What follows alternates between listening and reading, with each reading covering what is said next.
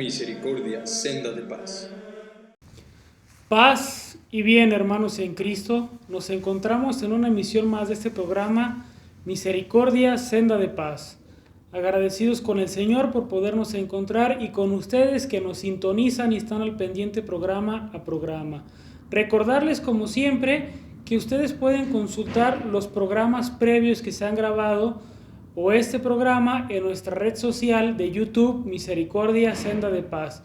Si hay un programa que a ustedes les gustó mucho, que les gustaría compartir, que les gustaría volver a ver para hacer algún apunte, alguna frase que les pareció importante, por el motivo que sea, lo pueden encontrar en nuestro canal de YouTube Misericordia, senda de paz. Y bueno, como siempre, este programa lo ofrecemos por nuestros hermanos enfermos, quienes se encuentran postrados en cama, quienes no pudieron asistir a la Eucaristía Dominical, y también por sus cuidadores, quienes están al pendiente de su salud, quienes están ayudándoles a pasar por esa situación. Nos unimos en oración con ustedes como una gran familia cristiana. Y pues bueno, vamos a entrar en este programa. Estamos en el Domingo de Resurrección, la fiesta más importante de nuestra fe. En el calendario litúrgico, a partir de hoy, inicia la Pascua. La Pascua, un momento marcado por 50 días hasta Pentecostés. ¿Pero qué marca el inicio de la Pascua? El inicio de la Pascua lo marca la resurrección de nuestro Señor Jesucristo, la fiesta más importante.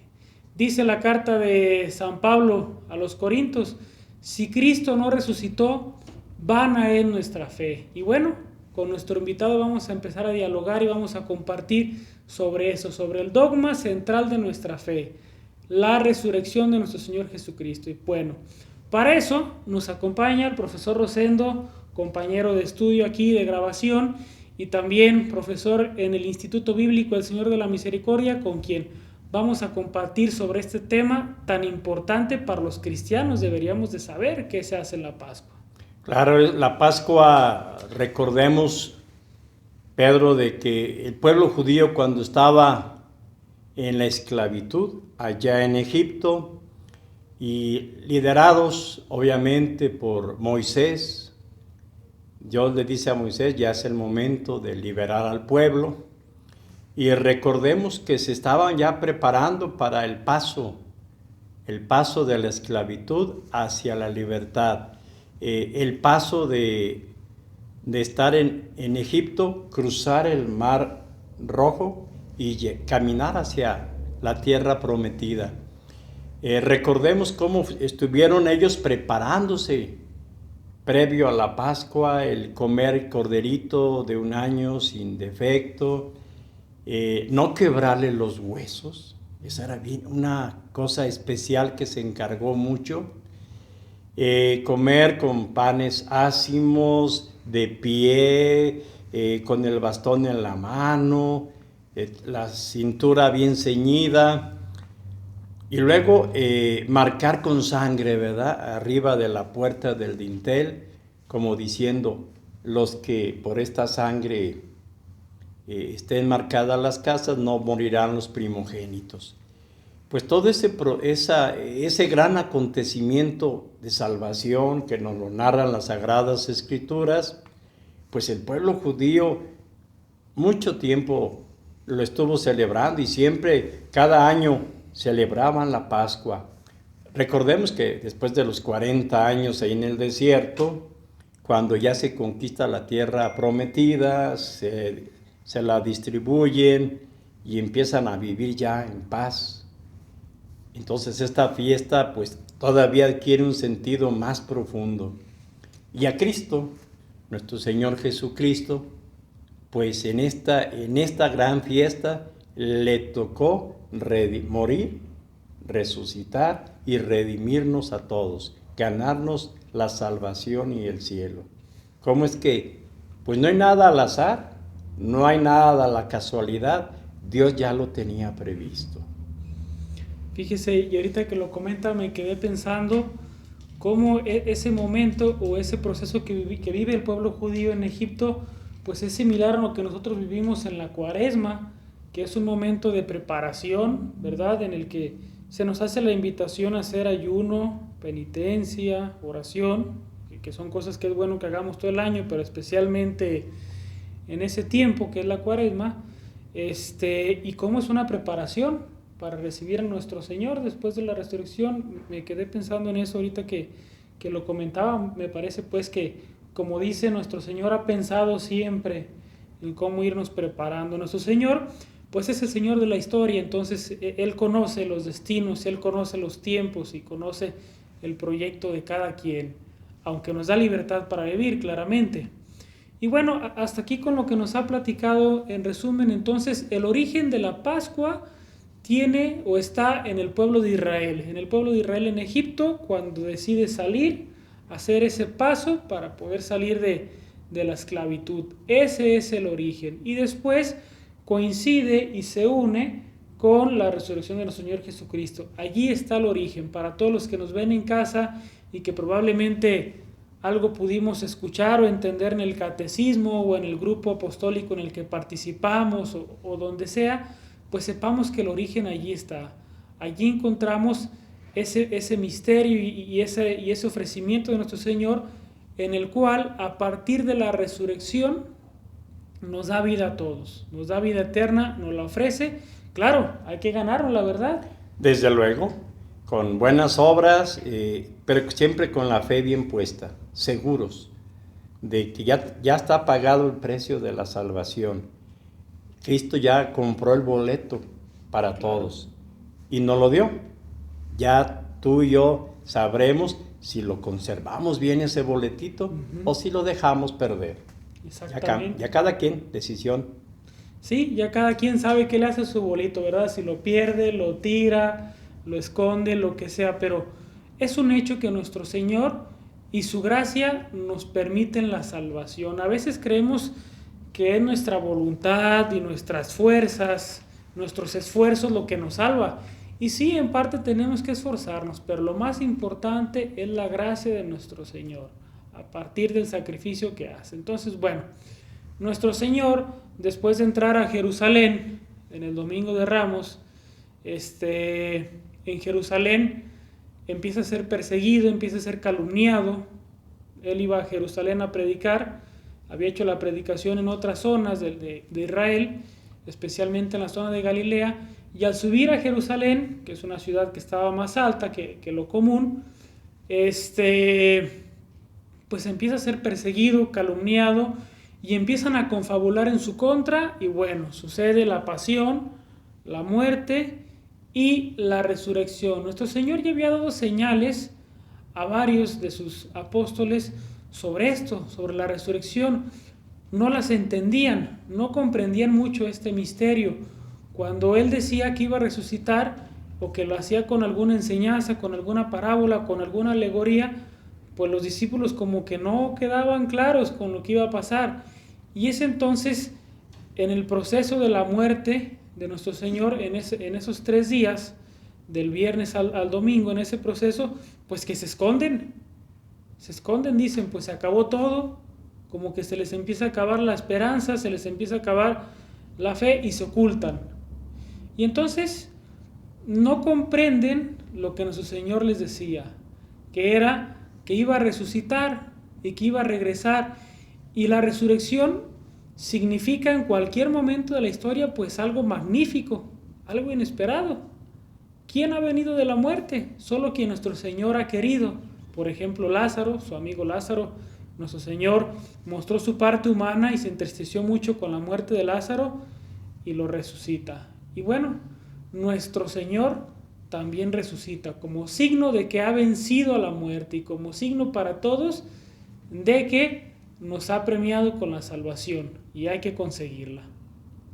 Pero bueno, la resurrección de nuestro Señor Jesucristo es especial porque nuestro Señor resucita ya para la vida eterna. Por ejemplo, Lázaro es resucitado por nuestro Señor, pero después muere. Nuestro Señor ya resucita para la vida eterna y es lo que nos quiere ofrecer después de la muerte, la vida eterna. Eso es lo que nos quiere ofrecer.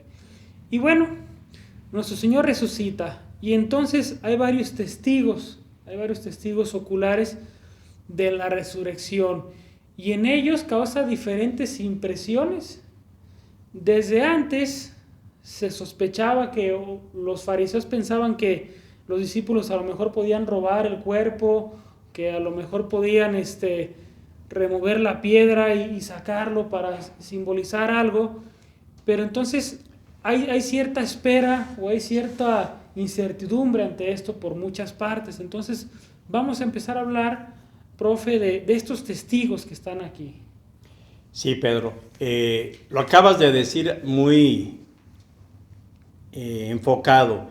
Los adversarios de Cristo, los fariseos, fueron los que temían que algo sucediera con el cuerpo de Cristo, porque ya había dicho poco antes de que lo tomaran preso y lo mataran, les dijo Jesús: destruyan este templo y en 3 días lo voy a reedificar. Y ahí se burlan de él: y no, es que nuestros padres tardaron 40 y tantos años y tú que en 3 días lo vas a resucitar, estás loco, etc.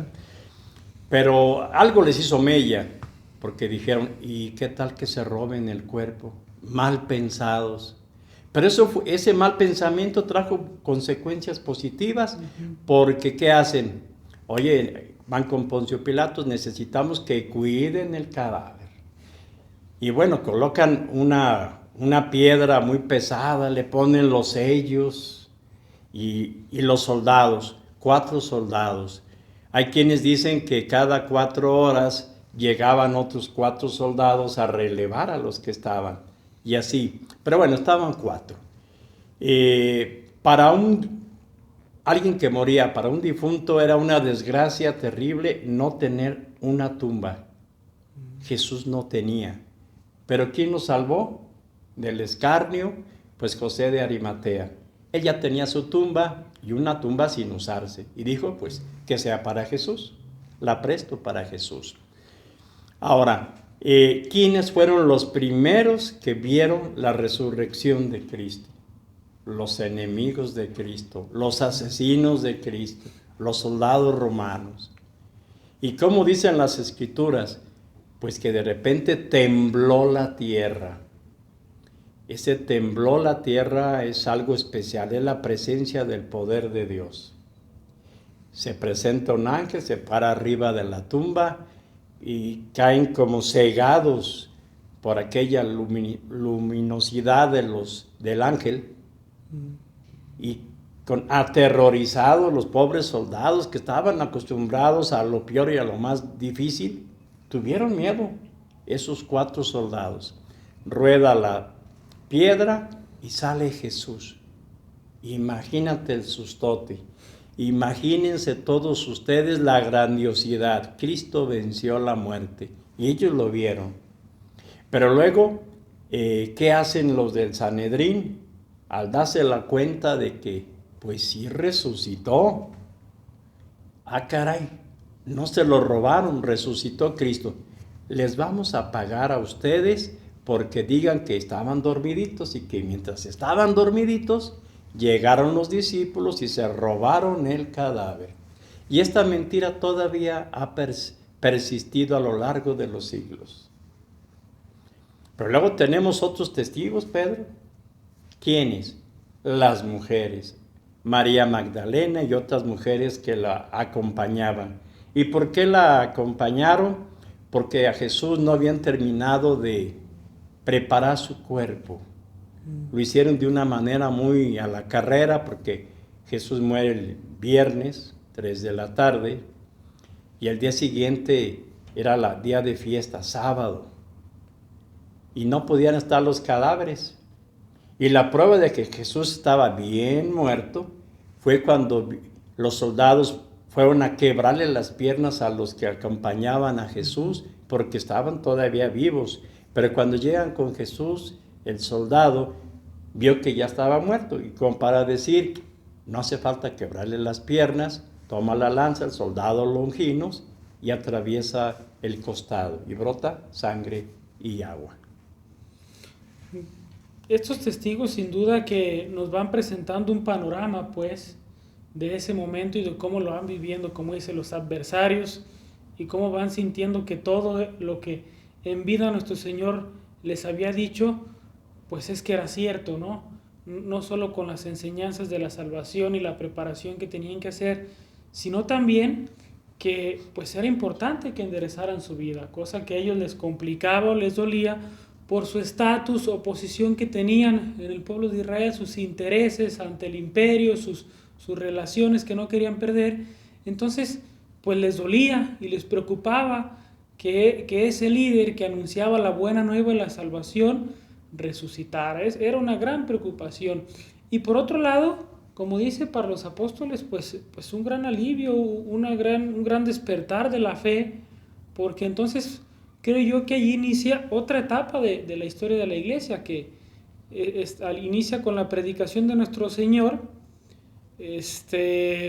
pero después tiene un cambio. Ahora los apóstoles predican la vida de nuestro Señor, las parábolas, las enseñanzas y la propia vida de nuestro Señor.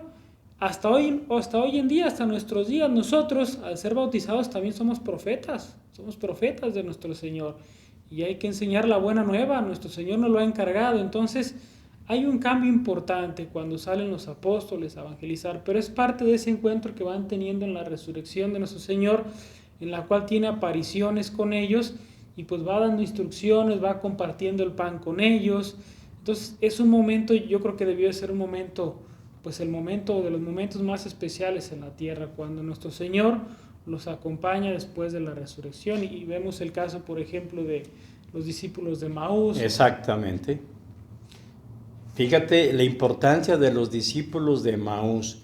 No eran apóstoles, eran discípulos, digamos como una segunda categoría, no tan íntimos como Jesús. Sin embargo, Jesús se les pega en el camino, se hace el encontradizo. ¿Y cómo es que lo descubren que es Jesús? Hasta cuando los invita a cenar y bendice el pan y lo fracciona. Y es ahí cuando se les abren los ojos y se regresan, ya estando oscuras, se regresan a Jerusalén a hablar con los apóstoles de que Jesús sí había resucitado, que sí fue cierto lo que Jesús decía. Tenemos más testigos, ahora estos son de los buenos, ¿verdad? Sí. Bien seguros de lo que habían escuchado de Jesús y que lo vieron. No había duda. Todavía al principio los apóstoles, Pedro y Juan, pues sí ven la tumba vacía y como que todo en orden, sobre todo el sudario aparte puesto y bien doblado, pero no lo habían visto. En cambio los discípulos de Maús sí, María Magdalena sí lo vio. Entonces, y luego ellos ya tardaron en reaccionar, y luego ya Jesús, como tú dijiste, se les presentó cuando estaban bien encerrados. 11 de los apóstoles, bueno, estaban 10 en el primer momento, porque no estaba Tomás. Si no veo, no creo. Y entonces, bueno, hasta después de la resurrección también y todo el tiempo nuestro Señor va saliendo al encuentro. Como dice entonces, va con aquellos que están encerrados y su saludo es: la paz esté con ustedes. Y es poco a poco esa convivencia y una invitación para que vayan y prediquen el Evangelio, para que se organicen, para que salgan a las diferentes naciones. Entonces se aparece nuestro Señor en varias ocasiones, convive con ellos y les da esas indicaciones. Y les dice que no van a ir solos, que el Espíritu Santo los va a acompañar, porque imagínense ir a evangelizar a otras tierras, a otros pueblos, a otros destinos, y no con la tecnología de hoy en día, con el Google Maps para ver a dónde vamos, o con muchísima información preparativa para un viaje, ¿no? Pero los acompañaba el Espíritu Santo. ¿Qué más podría necesitar que la compañía de Dios? Entonces, pues salen, empiezan a predicar en los diferentes destinos: Siria, Antioquía, Éfeso, Grecia, Roma, algunos hasta la India, algunos en Alejandría, la zona de Egipto, el norte de África, España. Entonces empieza la gran evangelización, pero todo tiene ese inicio en este momento de la resurrección, profe. Claro, es el momento clave. De hecho, el cuarto concilio de Letrán, que fue en el año 1215, dice ahí que creemos y confesamos que Jesucristo resucitó de entre los muertos, obviamente al tercer día, y subió al cielo en cuerpo y alma. Y bueno, también San Pedro dice Cristo resucitó al tercer día.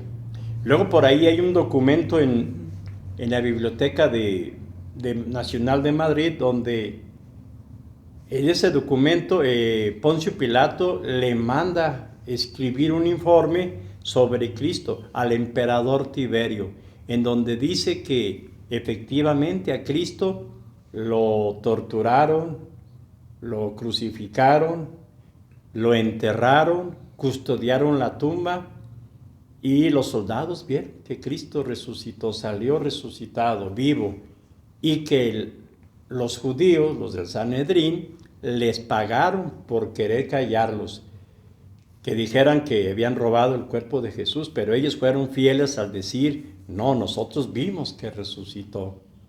¿Qué más testimonio todavía de los adversarios de Cristo? Esto lo contó después Tertuliano en una de sus cartas e informes que él hacía, porque fue un gran historiador. Sí, cómo aparecen testimonios incluso dentro del gran imperio romano que en ese momento, en su gran apogeo, dominaba gran parte de lo que hoy es Europa, Asia y África. Como dice historiadores, el propio Tertuliano, Tácito y algunos otros, que ni siquiera conocían a nuestro Señor directamente, que no eran cristianos, y aún así entienden que fue un momento significativo. La vida de nuestro Señor fue el momento más importante, y entonces por eso lo dejan escrito en sus crónicas, en sus documentos, y así fueron quedando para la posteridad como fuentes sobre la resurrección. Algo muy interesante. Claro. Que claro, lo primero siempre va a ser la fe que tenemos para comprender y entender que Cristo nos ha salvado a partir de la resurrección. Y bueno, ya llegando un poquito al presente, comprendiendo esto, profe, hoy en día pues nos preparamos y celebramos con gusto, con gozo, la Pascua, la resurrección y el inicio de la Pascua, que en el calendario litúrgico junto con Navidad pues son los momentos más importantes, son las fiestas más importantes. Y entonces yo creo que muchos que participamos en los oficios y en las actividades de Semana Santa, y específicamente desde el sábado, nos damos cuenta de que el sábado se realiza la vigilia pascual. Y entonces la vigilia pascual inicia con un proceso que le llamamos el fuego nuevo o el lucernario. Tenemos la iglesia con las luces apagadas, una pequeña lamparita, las luces apagadas, y damos inicio y se abre el fuego nuevo por el ministro sacerdote que esté allí, bendice el fuego nuevo, y entonces se encienden las luces, se hacen algunas lecturas alusivas al momento y se hace una vigilia. Una vigilia es una espera. Entonces desde el sábado empieza la fiesta, cuando nosotros en esa espera y en ese momento de regocijo empezamos a encontrarnos con la resurrección de nuestro Señor. Y bueno, pues ni se diga el domingo. Durante toda la Cuaresma no se canta la aleluya, por ejemplo, se hace el cántico de honor y gloria a ti, Señor Jesús, o algún otro, pero no se canta la aleluya. Pues ese domingo, este domingo de resurrección, se canta lo mejor posible un gloria, el aleluya. Ese aleluya tiene que ser el más bonito, el templo se adorna, se ponen flores. ¿Por qué? Porque es un gran gozo. Nuestro Señor ha Cristo resucitó. Y efectivamente, si Cristo resucitó, pues tú y yo, el día que dejemos de vivir en este mundo, tendremos la seguridad, la certeza de que también tú y yo y todos los que han muerto resucitaremos algún día. Pero resucitaremos para mayor gloria de Dios o para desgracia de algunos de nosotros. Pero resucitaremos. Así es, y entonces eso nos lleva ya en esta última parte, profe, a comprender. Entonces hay que prepararnos para vivir esta Pascua, hay que tener un cambio en nuestra vida y una disposición a vivir en el Señor. Y entonces ese es el encargo, o esa es la parte que hay que vivir a partir de esta Pascua, ¿verdad? ¿Cómo vamos a comprometernos o cómo vamos a vivir o cómo se vive a partir de la resurrección de nuestro Señor? Si es que tenemos se tiene que notar en nuestras palabras, actitudes, acciones, que estamos convencidos y contentos de este gran acontecimiento de nuestra fe. Cristo resucitó. No es el recordar así por recordar, pues otra vez Semana Santa y de Pascua, no. Es estar bien convencidos, y si estamos bien convencidos vamos a estar bien comprometidos con Cristo, con la iglesia. A pesar de los defectos que todos tenemos, hay que estar comprometidos y dar testimonio con nuestros actos. Podemos hacer muchas cosas dentro de la iglesia para decirle a todos con nuestros hechos, más que con palabras, que Cristo resucitó y estamos convencidos. Y vamos a contagiar a los demás de ese amor, esa creencia en Cristo resucitado. Pues enhorabuena, Cristo ha resucitado. Vivamos pues con gozo que nuestro Señor ha vencido a la muerte. Y bueno, pues el tiempo se nos va acabando. Ojalá que este mensaje tenga claridad para todos, para que podamos a partir de hoy vivir con esa gran intensidad y con ese gran gozo el regalo que Dios nos ha dado. Gracias, profe, por compartir en este momento, por compartir en este programa. Agradecerles a ustedes también por estar al pendiente, recordarles otra vez e insistirles, si a usted le gustó mucho este programa, si le pareció que hay algo que debe de compartir a los demás, hágalo. Sin duda que en nuestras redes sociales, en nuestro canal de YouTube, va a encontrar y va a poder compartir a través de sus grupos de WhatsApp, de cualquier red, este video, este programa, así como cualquier otra que a usted le haya gustado. Me despido de ustedes, seguimos unidos en oración, paz y bien.